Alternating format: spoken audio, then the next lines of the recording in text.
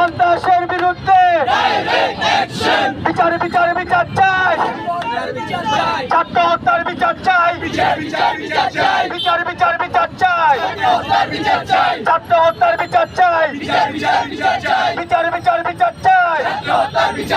দিয়েছি তো রক্ত, রক্তের বন্যায় দেশে যাবে অন্যায়, আমার ভাইয়ের রক্ত, শহীদদের রক্ত, লড়াই লড়াই লড়াই চাই, লড়াই লড়াই লড়াই চাই।